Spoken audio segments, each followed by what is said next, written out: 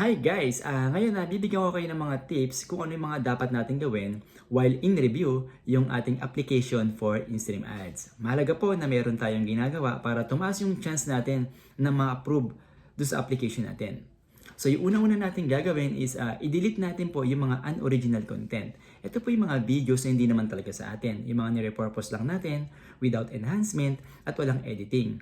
Pangalawa po, yung mga videos po natin na mayroong popular music, wag na po natin yung panghinayangan kasi po for sure po makaka-copyright po tayo dyan.